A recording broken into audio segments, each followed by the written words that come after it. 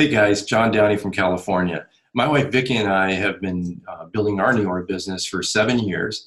And at the first, it was just Vicki that was building it. I would just kind of feeding her all the contacts that I would have and just referring to her. But now I'm building it with her, and we're both excited about doing it. And if you're like us, and after 7 years, and maybe after 2 years, you expose most of your warm market, your friends, family, people you know. And in order to stay 10 core and to have at least 2 exposures a day, you're going to have to delve a little bit into cold market. And that's one thing that's been I know it's tough for a lot of people to do cold market prospecting. Personally, I like it because if I make a mess of things and really stink it up, this is a perfect stranger. I'm probably never going to see him again. If I do that with a family member, on the other hand, or a friend, I'm going to see them every Christmas, see them at birthday parties, see them at gatherings, and it's just easier for me to prospect in the cold market. So what we're going to train on tonight is just basically a systematic way of just extracting information from cold market prospects. And what we're going to use is an acronym that I know pretty much everyone's familiar with. It's FORM. But we've made a little tweak to it, and it's the last layer that we made a tweak to. So for us, it's family, occupation, recreation, and message. And that message is the business opportunity. And what's nice about it, when it comes at the end, it reminds us that we have to go through the first 3 letters of FORM first, or at least as much as we can to gather as much information as we can before we deliver that message. The message always comes at the end. Gone are the days of like that Amway guy that comes up and says, hey, you look pretty sharp, you keep your options open. And that's the first thing they say to you. If you did that now, people are just going to run. So instead, what we do is we gather information using FORM. And FORM is just a conversation. It should be easy and casual. It's not an interrogation. It's not the Spanish Inquisition. It's just a way to find out about their hot buttons, about their wants, needs, and desires. Because the more you have of that, the more you know about that, the greater your chances are of sponsoring them into your business. So it may go something like, hey, what line of work are you in? What do you do? And no matter what their answer is, I always say, wow, that's great. You must love your job. After I ask them questions, though, I zip it and listen, because the important part is listening to what they say. And I'll ask them further questions based on what they say so they know I'm engaged in the conversation. So they may say something like, yeah, I love what I do, but I wish it paid more because I work a ton of overtime and I really don't want to work that much overtime. Really? How much overtime do you work in a week? So I'll ask them further questions on it. And all these things that they're telling me, I just put in the vault. Maybe something like, we really want to take our kids on a family vacation or just want to take the whole family on a big vacation. We haven't done it in probably 7 years. And the kids are getting at that age now where they're probably not going to want to go on vacation with mom and dad. They're going to want to go on vacation with their friends. So I have to do it now, otherwise it's not going to happen. And then I'll ask, really, where would you want to go? And maybe it's like Disney World. That seems to be a pretty popular place. So I'll say Disney World. And then I'll ask them, well, what's stopping you? Why don't you go this summer? And then the conversation will go something like, well, you know what? Something always pops up. Last summer we had the money saved, but the air conditioner went out, whatever it is. And so I'm just putting all those things in the vault. They want to go on a family vacation. They want to go to Disney World. He doesn't want to work that overtime, things like that. So as we get through it, if you're talking to a perfect stranger, the conversation probably isn't going to go very long. So as it gets towards its natural conclusion, because you don't want it to be weird. You don't want to continue this conversation with this person and they're thinking, dude, I don't even know you. Why are you keeping me here talking to me? When it comes to its natural end, then I may or may not deliver the message. And the reason why I may not deliver the message is during that forming process, if they told me some things that may not have sounded exactly right, maybe, I don't know, maybe that some integrity issues or they may not sound very ethical, I certainly wouldn't want to deliver the message to them because I don't want them anywhere near my wife, Vicki, or our kids, or our whole New York family. Why would I draw them into our group if they don't have integrity? So that would be a reason. Another reason, and this happens more often than you'd think, with a complete stranger, there are times when we just really hit it off. We just connect on something. We have a lot in common, whatever it is.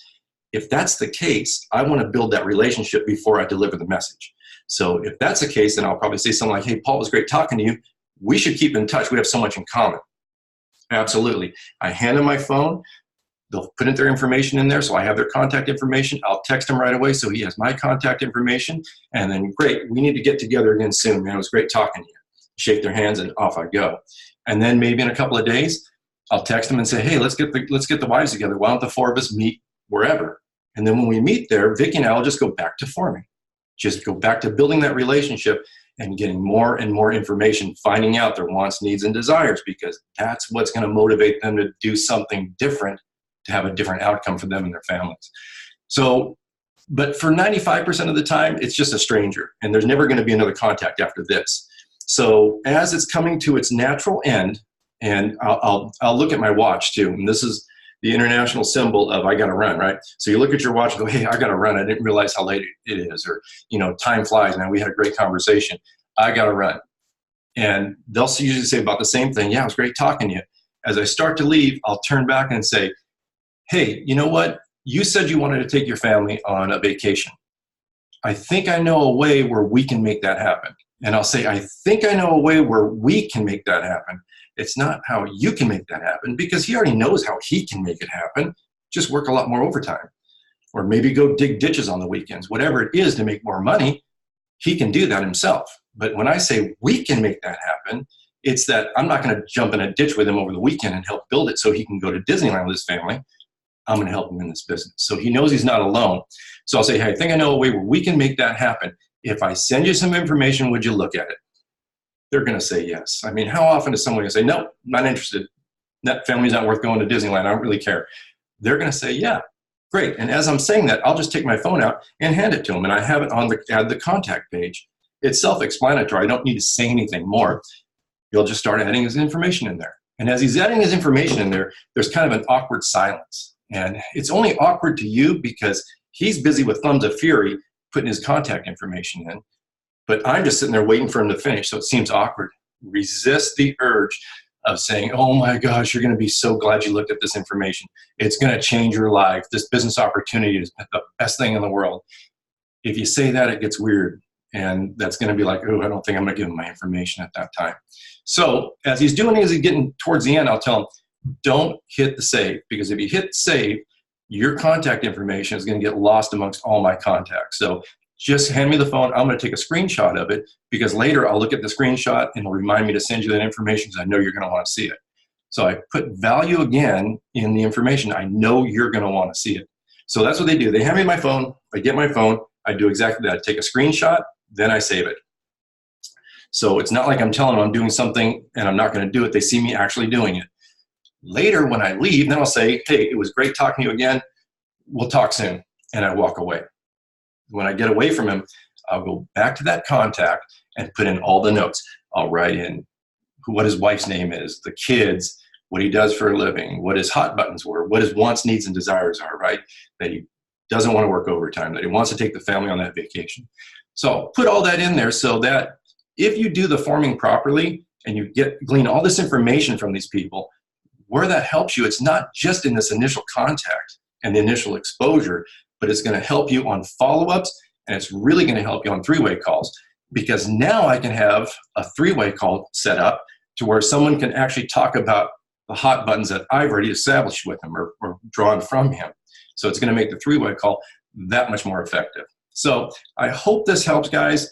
You know what? If you have trouble talking with strangers, and let's face it, since we were little, we were told don't talk to strangers. And now we're telling you to talk to strangers. But if you have trouble and if it's not really comfortable for you, do the forming process, but don't deliver the message. Talk about family, occupation, recreation. And you'll find that it's really simple and easy. And as you do it, as you get better with it, start delivering the message. And remember, the message isn't vomit Neora on them. It's very vague. I don't say Neora. I don't even tell them the space we're in. I just say, hey, I'll just send you some information. And that's it. So anyways, hope it helps. Have a great day.